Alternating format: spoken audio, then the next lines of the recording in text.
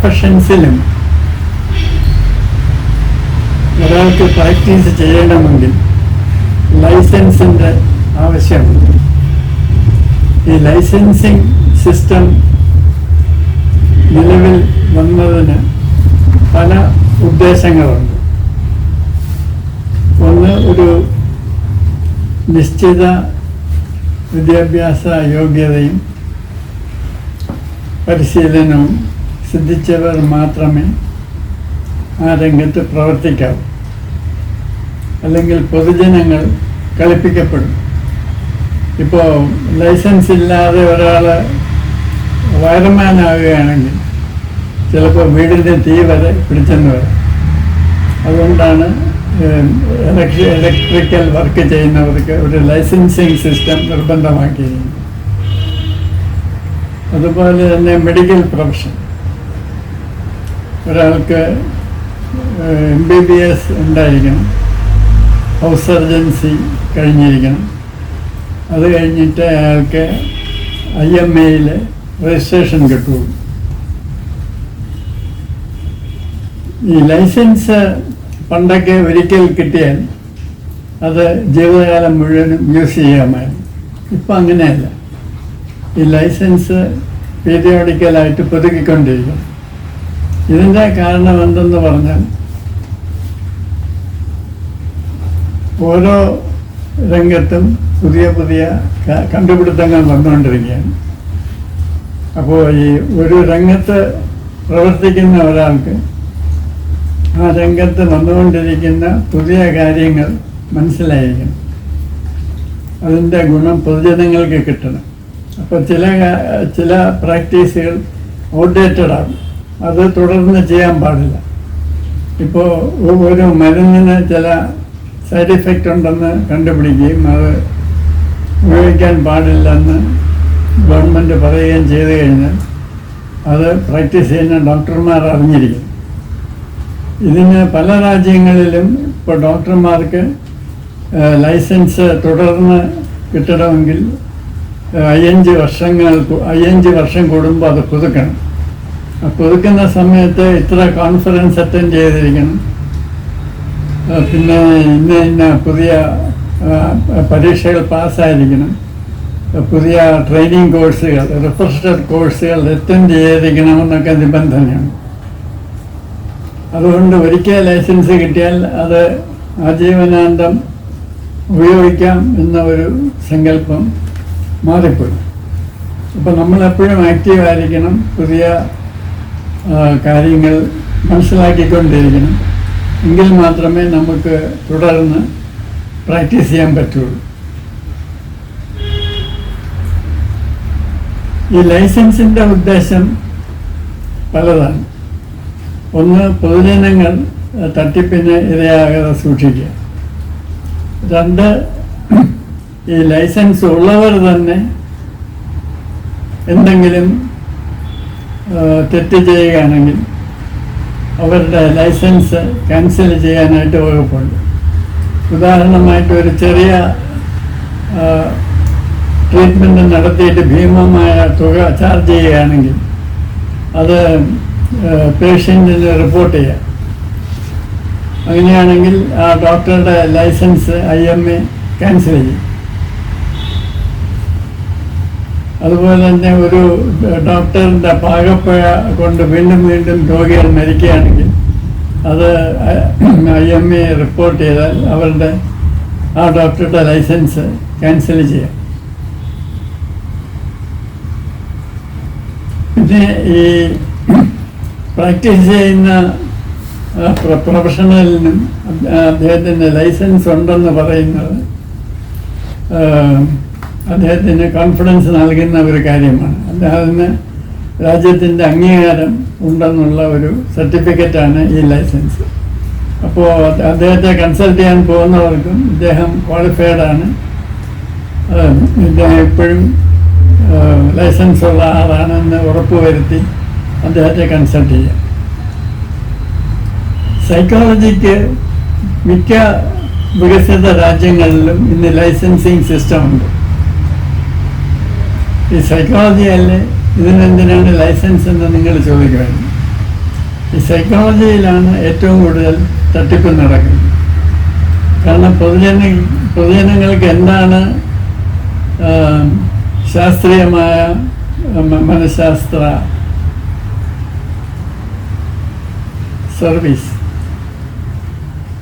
ഏതാണ് അശാസ്ത്രീയമായിട്ടുള്ള കാര്യങ്ങളെന്ന് തിരിച്ചറിഞ്ഞുകൂടാ. അതുകൊണ്ടാണ് ഇങ്ങനെ ഒരു ലൈസൻസിൻ്റെ അത്യാവശ്യമുള്ളത്. മനഃശാസ്ത്ര സംഘടനകൾ ഏതാണ്ട് 1960 കാലഘട്ടം തൊട്ട് ഇന്ത്യയിൽ ഒരു സൈക്കോളജി ലൈസൻസിങ് സിസ്റ്റത്തിന് വേണ്ടി ശ്രമിക്കുന്നു. ഈ അടുത്ത കാലത്താണ് ആദ്യമായിട്ട് റീഹാബിലിറ്റേഷൻ കൗൺസിൽ ഓഫ് ഇന്ത്യ എന്നൊരു സംഘടന രൂപം കൊണ്ടത്. ഒരു പാർലമെൻറ്റിൻ്റെ ഒരു ആക്ട് അനുസരിച്ചാണ് RCI നിലവിൽ വന്നത്. അവർ ആദ്യം എല്ലാ സൈക്കോളജിസ്റ്റുകൾക്കും ലൈസൻസ് കൊടുക്കാം എന്ന് പറഞ്ഞ് 3 കാറ്റഗറിയിൽ, അതായത് rehabilitation psychology, counselling psychology, clinical psychology എന്നിങ്ങനെ ലൈസൻസ് കൊടുത്തുകൊണ്ടിരുന്നു. കുറേ കഴിഞ്ഞപ്പോൾ പല കാരണങ്ങളുമുണ്ട് അവരവരുടെ പ്രവർത്തന മേഖല റീഹാബിലിറ്റേഷൻ ഏരിയ മാത്രമായിട്ട് ചുരുക്കി. അതോടെ സൈക്കോളജിസ്റ്റുകൾ ലൈസൻസ് എടുത്തതൊക്കെ വെറുതെ. അപ്പോൾ വീണ്ടും മനഃശാസ്ത്ര സംഘടനകളുടെ ശ്രമഫലമായി 2021 വീണ്ടും പാർലമെൻറ്റ് മറ്റൊരു ആക്ട് പാസ്സാക്കി. National commission for allied and health care professions act എന്നായിരുന്നു ആ ആക്ടിൻ്റെ പേര്. ഇതനുസരിച്ച് മനഃശാസ്ത്ര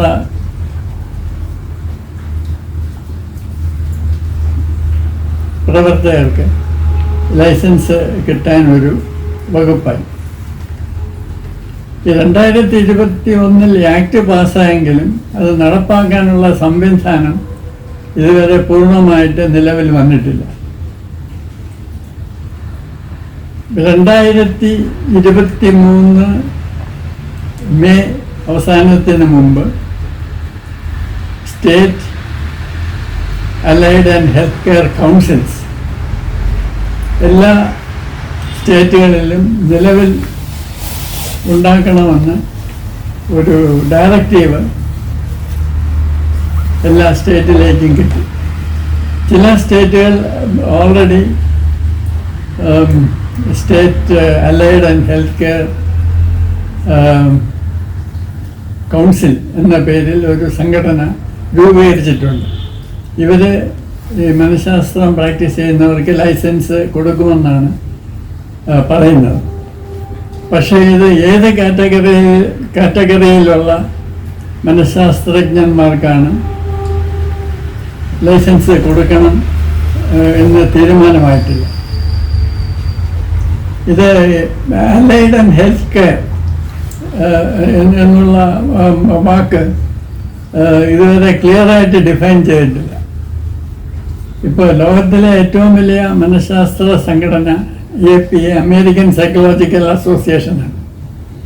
അതിൽ ഏറ്റവും കൂടുതൽ സൈക്കോളജിസ്റ്റ് മെമ്പറായിട്ടുള്ളത് സൈക്കോളജിസ്റ്റ് ഇൻ ജനറൽ പ്രാക്ടീസ് എന്ന് പറയുന്ന വകുപ്പാണ്. ഇവർ ഇൻഡിപെൻഡൻ്റ് ആയിട്ട് പ്രാക്ടീസ് ചെയ്യുന്നവരാണ്.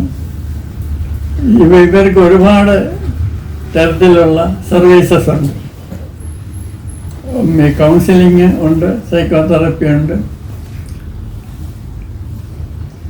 ഇത് കൂടാതെ സൈക്കോളജിക്കൽ ടെസ്റ്റിംഗ് ഉണ്ട്. പിന്നെ പലതരം കൺസൾട്ടേഷൻ ഉണ്ട്. പേഴ്സണൽ ഗ്രോത്ത് റിലേറ്റഡ് ആക്ടിവിറ്റീസ് ഉണ്ട്.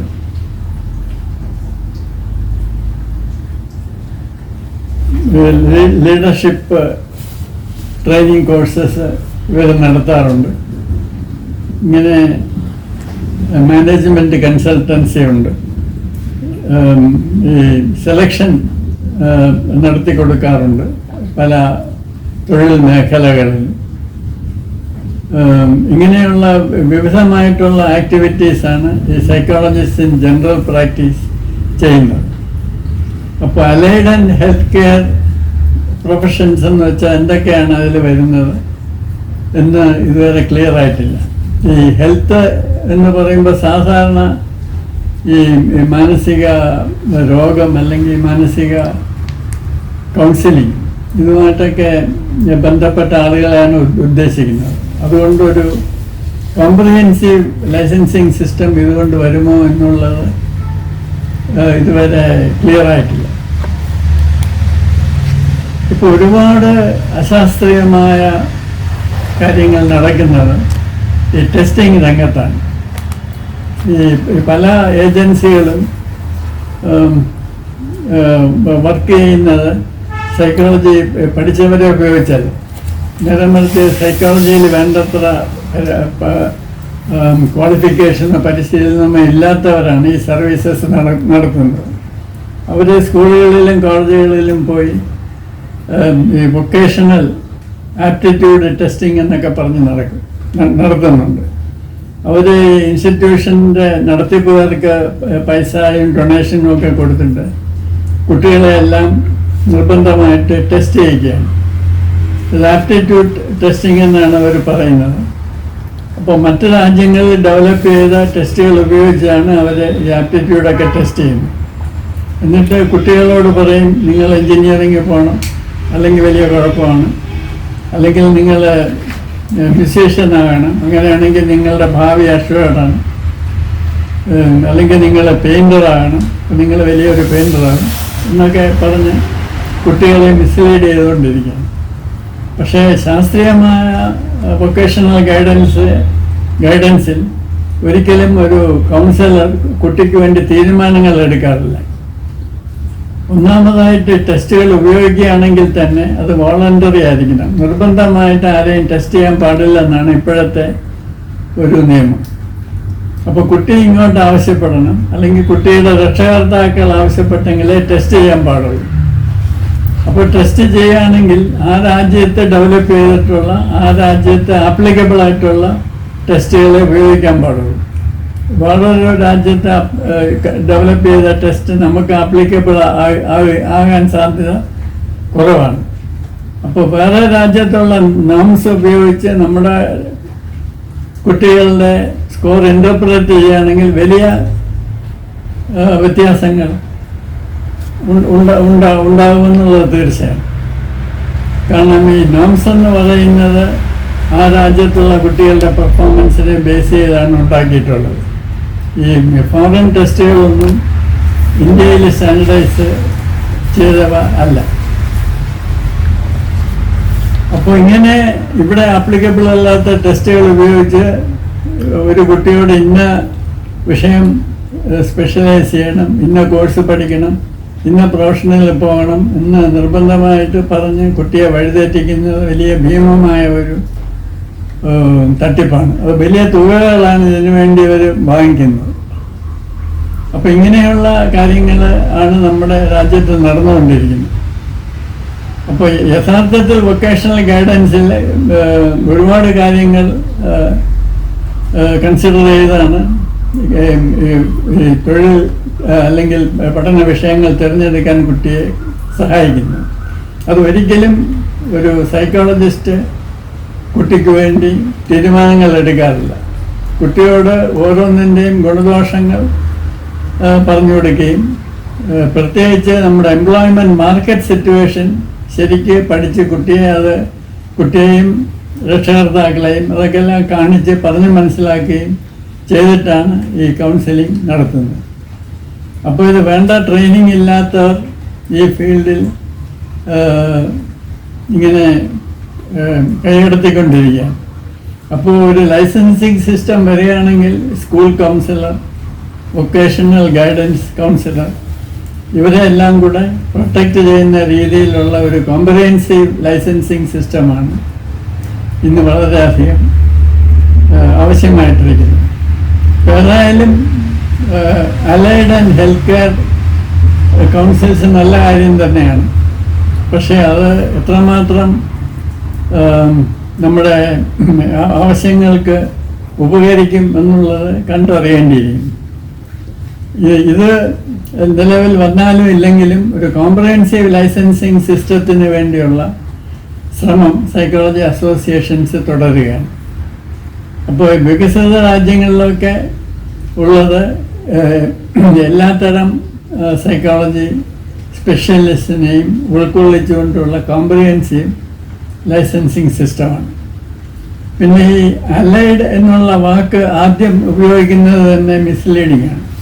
സാധാരണ ഒരു വാക്ക് പറഞ്ഞിട്ട് അത് ആൻഡ് അലൈഡ് എന്ന് പറയുമ്പോൾ അതുമായിട്ട് ബന്ധപ്പെട്ട, ഇപ്പോൾ ഹെൽത്ത് കെയർ ആൻഡ് അലൈഡ് എന്ന് പറഞ്ഞാൽ ഹെൽത്ത് കെയറുമായിട്ട് ബന്ധപ്പെട്ടത്, ഹെൽത്ത് കെയറും അതുമായിട്ട് ബന്ധപ്പെട്ടതുമെന്ന് അർത്ഥം വരും. ആദ്യമേ അലൈഡ് എന്ന് പറഞ്ഞിട്ട് allied and health care council എന്ന് പറയുമ്പോൾ ഈ അലൈഡ് എന്തിൻ്റെ അലൈഡാണ് എന്നുള്ള ഒരു ചോദ്യം വരും. അത് എല്ലാ സൈക്കോളജിക്കാരും എന്നുള്ള അർത്ഥത്തിലാണെങ്കിൽ നല്ലത്. അത് ഹെൽത്ത് കെയറുമായിട്ട് ബന്ധപ്പെട്ടത്